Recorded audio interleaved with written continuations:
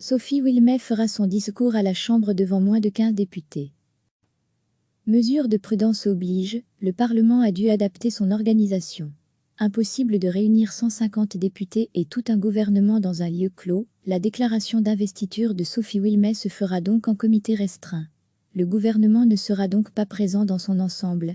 Seuls les membres du Cairn sont autorisés à pénétrer dans l'hémicycle, soit Sophie Wilmès, David Clarinval, MR, Kungen, CD&V, et Alexander De Croo, Open VLD. Du côté des députés, seuls les chefs de groupe assisteront au discours, les autres députés devront regarder la vidéo live de la Chambre s'ils veulent entendre la Première ministre. 48 heures après la déclaration de la Première, il doit normalement y avoir un débat. Là aussi, cela se passera uniquement avec les membres du Cairn et le représentant de chaque parti. Chacun aura 10 minutes pour s'exprimer. Reste à voter, et là, il faut que tous les députés puissent faire entendre sa voix. Du coup, cela se fera via un vote papier. Plusieurs urnes pourraient même être réparties dans plusieurs salles de la Chambre pour éviter un maximum les contacts. Bref, il s'agit de trouver un équilibre entre les mesures sanitaires et le maintien du contrôle démocratique du Parlement. Voilà en tout cas une séance qui restera dans longtemps dans les mémoires. Recevez chaque matin l'essentiel de l'actualité. Mesure de prudence oblige, le Parlement a dû adapter son organisation. Impossible de réunir 150 députés et tout un gouvernement dans un lieu clos, la déclaration d'investiture de Sophie Wilmès se fera donc en comité restreint. Le gouvernement ne sera donc pas présent dans son ensemble.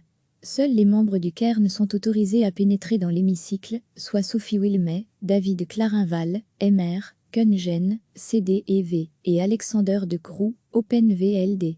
Du côté des députés, seuls les chefs de groupe assisteront au discours, les autres députés devront regarder la vidéo live de la Chambre s'ils veulent entendre la Première ministre. 48 heures après la déclaration de la Première, il doit normalement y avoir un débat.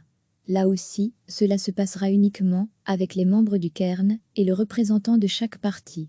Chacun aura 10 minutes pour s'exprimer. Reste à voter, et là, il faut que tous les députés puissent faire entendre sa voix. Du coup, cela se fera via un vote papier.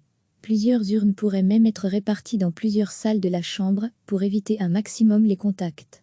Bref, il s'agit de trouver un équilibre entre les mesures sanitaires et le maintien du contrôle démocratique du Parlement. Voilà en tout cas une séance qui restera dans longtemps dans les mémoires. Cliquez sur s'abonner pour recevoir les dernières nouvelles.